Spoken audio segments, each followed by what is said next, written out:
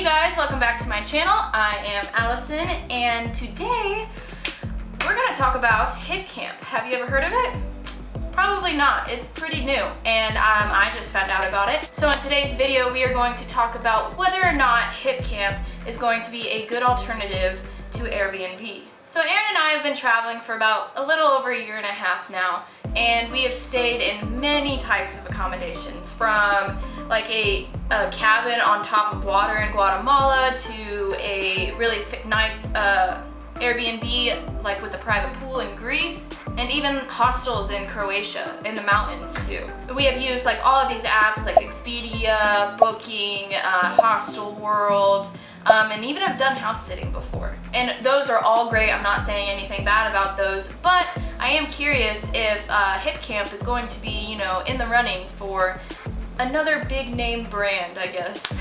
So if you've been following along in our recent travels lately, we are back in the United States during this whole past few months and everything. Really, the United States is kind of expensive, and like Booking.com and Expedia and everything like that, we can't, and our budget can't really afford for like $90 a night in places. So we kind of were like, there's gotta be other stuff out there. There has to be cheap ways to travel in the United States. So we went to searching.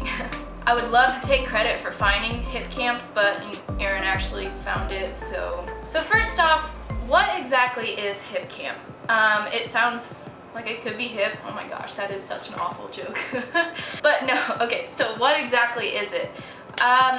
Let's see. If I were to explain what HipCamp is, I would say it is a mix between Airbnb and hostels, so like Hostel World. So mix between those two types of search engines for accommodations. But HipCamp it's in the title. It's really just for camping or glamping or RV sites or anything like that. So the reason why I say it's like Airbnb is because you're actually on someone's property. Anyone can list their property for you to be able to be there and pitch your tent or pull your RV in and be in their backyard, basically. And then I say it's like Hostel World because a lot of the times they have like a communal kitchen and it's outdoors, like they have a grill and everything, and you'll meet other campers because you all will be using that communal kitchen. So like, let's say as an example, the very last HipCamp we just did, it was $10 a night per person, crazy cheap. It was located in Yak, Montana, up in the Kootenai National Forest, so super beautiful. We had a riverfront type, like basically river access to get into the river if you wanted to, and there was a spot for us to pitch our tent. There was 2 outhouses, the communal kitchen, communal campfire, so everyone just kind of hanging out around the campfire and talking at night. And that actually led to us meeting a lot of cool people. This place even had a yurt for sale, and so you could like rent out an actual like basically glamping tent, and it also had spots for you to park your RV. So it had all of the amenities there that you would need. Now, not every single place is gonna be as nice as this one, but that's how you have to do the searching, you have to read the reviews, and you'll end up finding a good spot. Like as an example, our actual very first HipCamp was awful, just awful.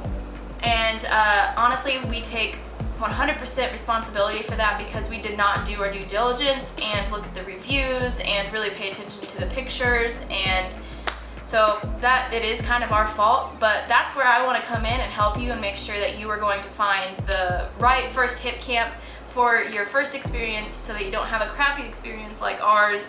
So let's go ahead and jump into the app, and we can kind of weigh the pros and cons of each place, and so that whenever you book your place, you're not gonna like get that first experience like ours. And before I get into this though, I do have a coupon for $10 in Hip Cash for you. You get $10, I get $10. We're both happy, I guess. It is free to sign up. All you have to do is, I'll just put it in the description below. I'm not gonna try to explain it. All right, so let's go ahead and do a little easy search right now. Let's go, okay, so we're in Salt Lake City, Utah right now, and we are actually going to be heading down to Tucson, Arizona, but we have 3 days in between Salt Lake City and Tucson, so let's see where we can go in between there. So let's go ahead and just search Utah. Now let's go ahead and put in the dates. That'll be the 17th of September to the 20th of September. Search. And then let's go ahead and put in some filters. I like to go ahead and say price low to high, just so I can see what is the best price for all the filters I'm putting in. You can do, they have these options to go ahead and, so if you have a budget, if you don't want to spend more than $50 a night, like me, I don't want to spend more than $50 for a campsite. I don't know. If you're glamping, I guess you would be fine with paying more than that, but for actually putting a tent up, I would say under $50. I'm gonna go ahead and put campsites, and in the off chance that there actually is lodging under $50, I'm gonna go ahead and hit lodging as well. You can do turn on the filter of instant book. So basically it's just like how Airbnb is. You can say that I want to book this and I want to be approved right away, and you'll filter those options so that you don't have to wait to be told if you can camp there or not. I usually leave that off because I'm not on a time crunch, but if I was on a time crunch, I probably would use that. Group size, I'm not really gonna worry about that. We don't have a pet, so we're not going to do that, but that's good to know that there's filters on there for pets. Now, let's go ahead and see. I think toilets are pretty, you kind of need those. Campfires, it's not a requirement for us. Water, we do like to have potable water so that we can camp and cook and stuff, so we're gonna do that. Showers, yeah, I'm gonna go ahead and see what there is with showers, and if we don't, if there's not enough choices with showers, then I'm gonna go ahead and take that off later, but you can make sure you have a picnic table, which is always nice. Make sure that you're able to dispose of trash. Even Wi-Fi is on there. That's how like cool this thing is. It's hip. It's hip. And cooking equipment. All of those are not deal breakers for me, so I'm gonna leave those off.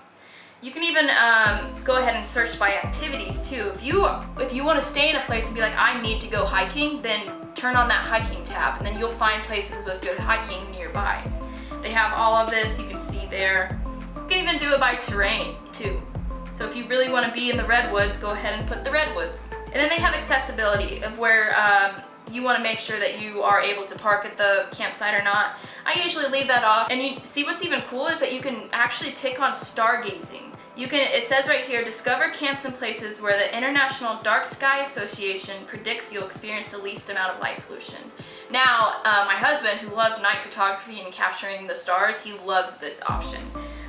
But for this one right now, we're not gonna do that. So if you go ahead and see down here already, 12 camps are available in all of Utah with those filters. Now let's go ahead and see. All right, you see that blue dot right there?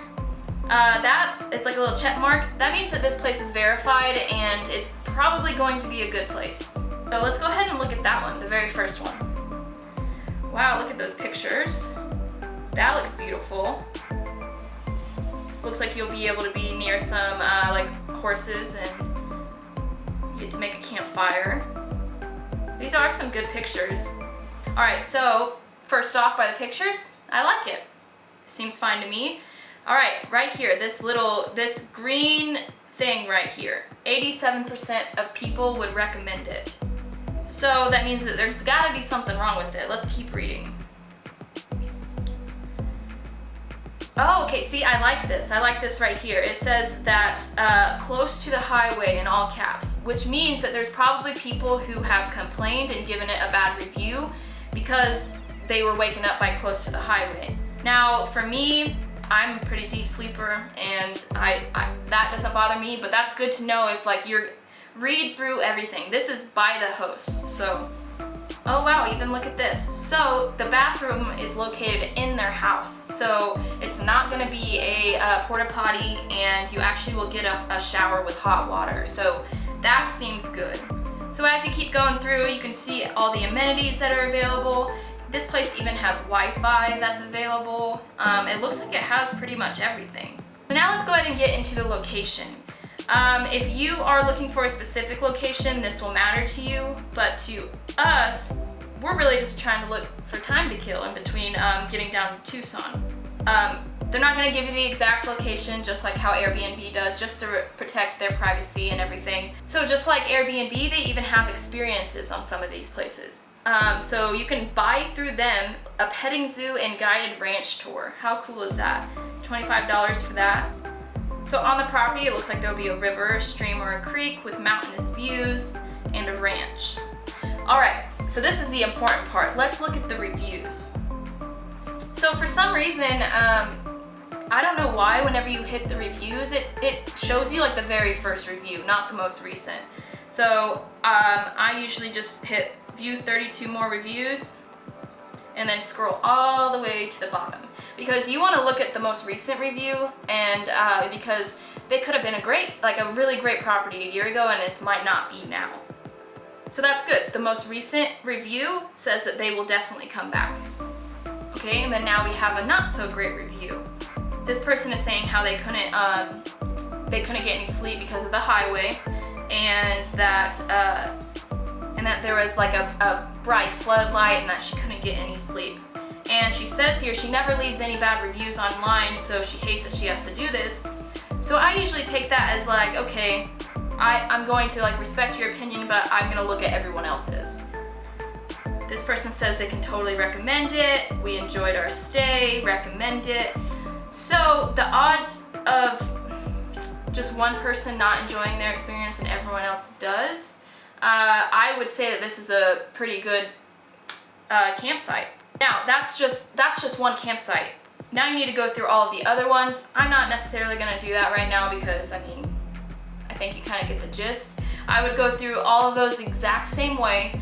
Look at turn on the filters that matter to you, and you will be able to find a good site. So yeah, it'll take a little bit of searching to find exactly what you want, but hopefully those gave you little tips on what to look for. And the app is super easy to use and pretty self-explanatory. It's a lot like Airbnb's app. I guess all of the really tips that I can give you for searching for a HipCamp is to seriously look at the pictures and look at the reviews and just make sure that they have all the amenities that you would want. Overall, I actually really do like HipCamp. It's perfect for like a friend's getaway, like you guys want to go camping for the weekend in a unique spot, or you want to do some glamping and you don't really know what search engine is best to find like a yurt or a glamping spot. It's perfect for that. So to answer the question, is HipCamp a good alternative to Airbnb?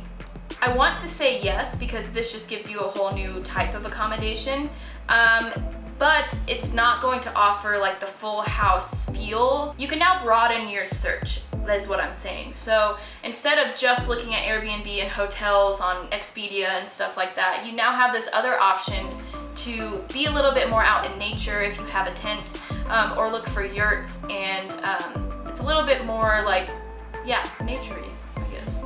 So I guess I wouldn't say that it is a good alternative to Airbnb. It's just another avenue that you can take. Because I still use Airbnb and I love it. I love being able to have a kitchen and a bed and everything.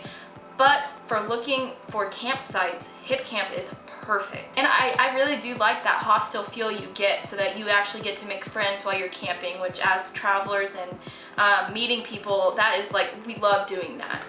Go ahead and let me know below if you like me going through an app and kind of telling you how to find accommodation and what to really look for. So if you haven't already, please go ahead and hit that subscribe button and like this video if you like it. Go ahead and follow me on Instagram if you want to keep up with our travels. And until the next video, bye.